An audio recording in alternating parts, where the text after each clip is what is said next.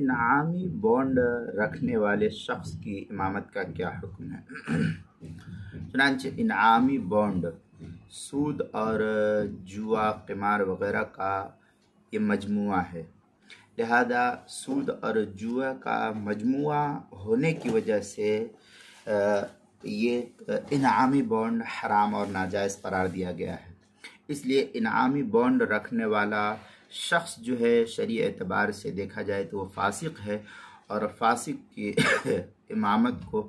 فقہا نے مکروہ تحریمی قرار دیا ہے، لہذا انعامی بانڈ رکھنے والے امام کی امامت مکروہ تحریمی ہے، ایسے شخص کو امام نہیں رکھنا چاہیے۔ چنانچہ تنویر الابصاروں کے اندر ہے وَيَكْرَهُ إِمَامَةُ عَبْدٍ وَإِعْرَابٍ وَفَاسِقٍ، آگے شامیہ میں اما الفاسق فقد عللوا كراهة تقدیم بأنه لا يهتم لأمر دینه، اس طریقے کی فهو كالمبتدی تکرہ امامت بكل حال۔ یہ فتویٰ شامی در مختار ما شامی کی عبارت ہے، جلد نمبر 1 صفحہ نمبر 559 اور 560، باب الامامہ جو ایچ ایم سعید کراچی پاکستان کا چھپا ہوا نسخہ، اس کے اندر حلبی کبیری صفحہ 365، کراہیت الصلاح جو سہیل اکیڈمی لاہور پاکستان کا چھپا ہوا نسخہ، اس کے اندر البحر الرائق جلد نمبر 1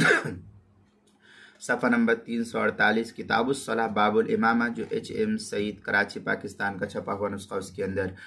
نماز کے مسائل کا انسائکلوپیڈیا جلد نمبر 1 صفحہ نمبر 190، حروف تہجی الف عنوان ہے